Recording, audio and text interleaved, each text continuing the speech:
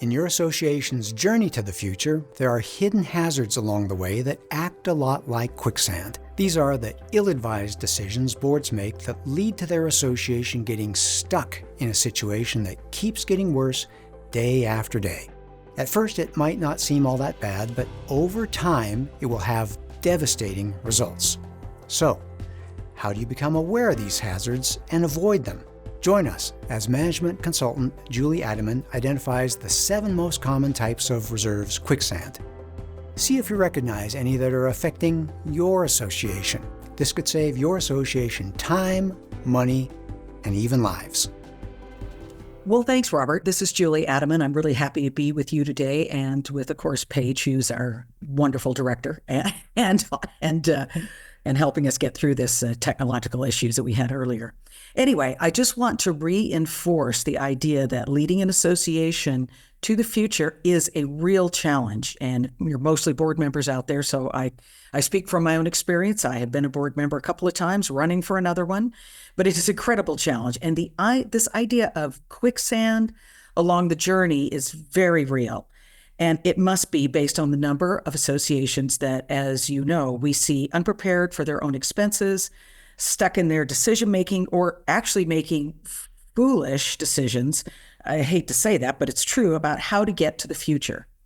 I'll handle this section of the program, so in the next few minutes, I'll be naming these problems, helping you, the listener, identify what might be getting your association stuck. Now, these are the types of quicksand, and we see what trouble associations. So let's just go through the list here. Not collecting, meaning not collecting enough assessments or preparing for the inevitable. Hoarding reserves, that means you typically think, oh no, we can't spend this money, we shouldn't spend it at all, which is certainly not true.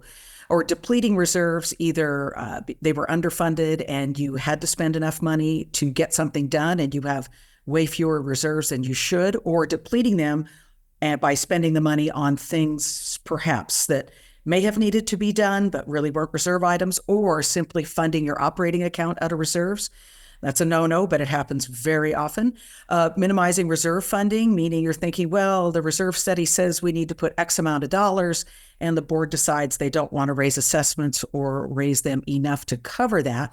So you certainly are not funding your reserves as recommended by the study. Apathy is another big one. That's a huge problem in our industry on all kinds of levels, whether people are involved in the association or they don't care what's going on, and that means homeowners, so they're not pushing the board, or simply a board member or board members, are apathetic to the issue of reserves. Indecision is a huge one. I find over the years, and Robert and I have been doing this business, I just really realized I've been in the business 40 years. I kept saying 35, but that was 5 years ago. So indecision is a big deal because a lot of people just don't know or don't feel comfortable making decisions that are literally worth thousands and thousands of dollars. So that's a big problem. And the last thing is fixating on the percent funded. So, well, we're funded to this percent from a reserve study we had, 15 years ago, or, maybe we have other things we know are coming up that should be reserve items. So these are the types of quicksands that most associations face. Now, the most common form of quicksand is simply not collecting reserves or enough reserves. Now, these associations, of course, are stuck at the starting line. Board members failing to lead and provide the budget to care for the association, or listening too closely to homeowners who want their own way, or maybe the board wants it that way too, which means low assessments. This is the biggest trap that all communities fall into. Now, remember that these are the same homeowners who signed on to join the association, meaning they bought a house, they were given the governing documents, and they actually are agreeing to be an equal partner in all the costs. So failing to collect reserves presents a double failure, wherein the board is not doing its job to set the budget and collect necessary funds, and the homeowners aren't doing their job of providing the funds the association needs to survive. There's a lot of denial going on in these type of situations. Now remember, it is not the board's job to do the bidding of the homeowners. Homeowners don't have the legal responsibility. They're not a fiduciary to lead the association. The board does. Don't forget, we are not a democracy in HOAs. We are a republic.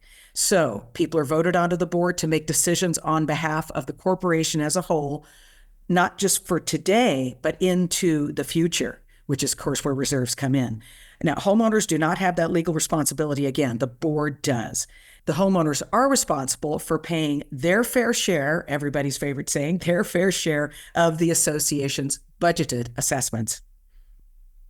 Another problem we see is associations continually focusing on having a, quote, comfortable amount of cash in reserves that they focus on, doing all they can to hold on to that cash. And often, that amount of cash isn't linked to the needs of the property defined in the reserve study.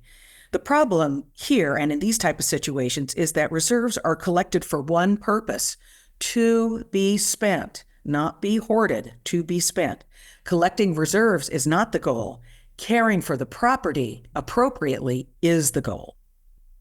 Now, a similar mindset mistake is seeing costs go up and feeling scarcity in the operating budget and spending reserves on operating expenses. This is a big no-no, people. That's another double failure, because the operating budget still doesn't have the money it needs, and now the reserve fund doesn't have the money it needs for the roof and the asphalt and the elevator and all those other reserve projects that need to be taken care of. Minimizing reserve funding is an interesting one we see way too often, where boards are nervous about collecting and sitting on a significant pile of cash. They think it could be misused, stolen, or not sure how to keep it safe with bank failures and the ups and downs of the stock market. This is another thing we see all the time. Now let's go to apathy. Apathy is a form of quicksand.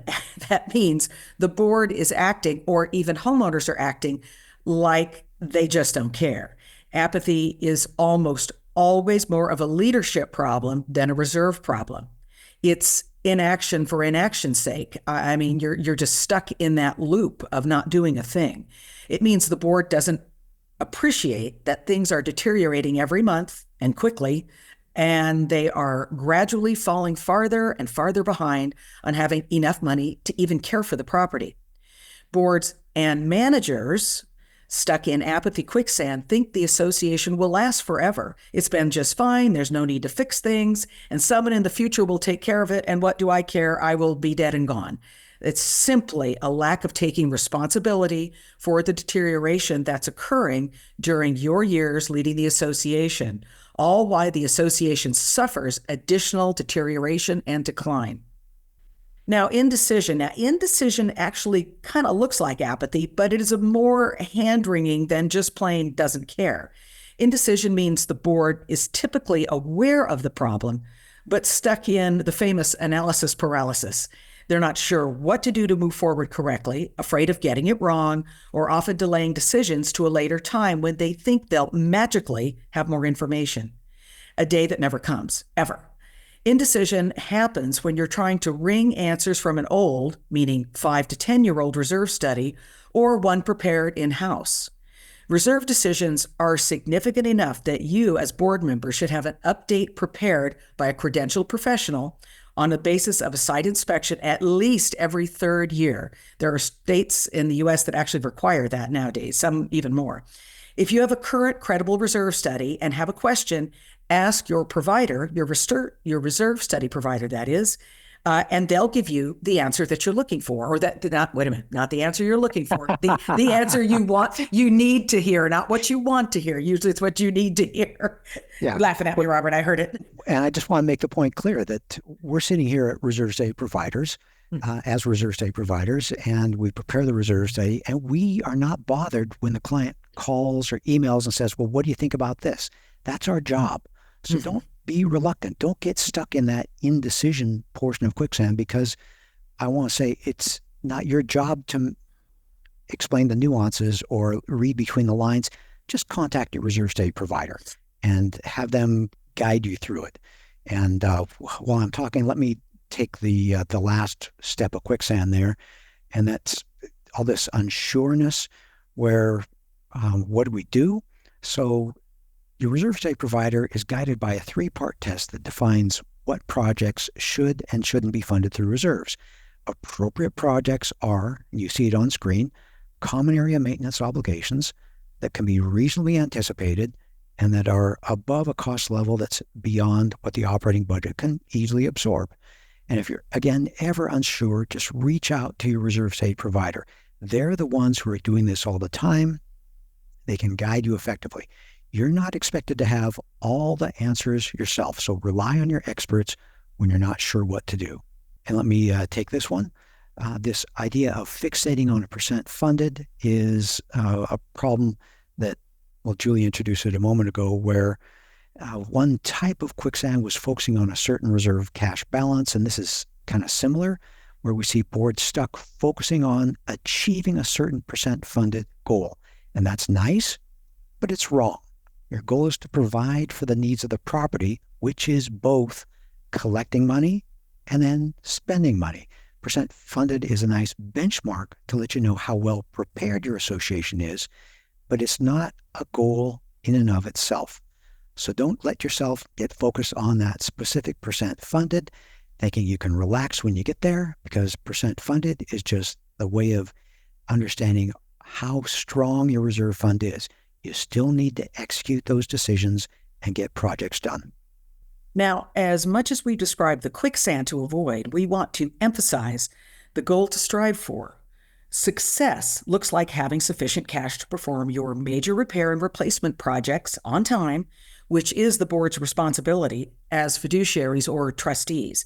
In the process, you minimize expensive deferred maintenance, you avoid unfair special assessments, and you maximize property value. And I think we can all agree those are really good things.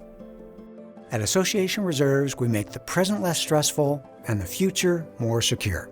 If you want to join us in this mission, please like this video and subscribe to our channel. Leave a comment down below on what you'd like to see us address in a future video. Let's plan for your best future.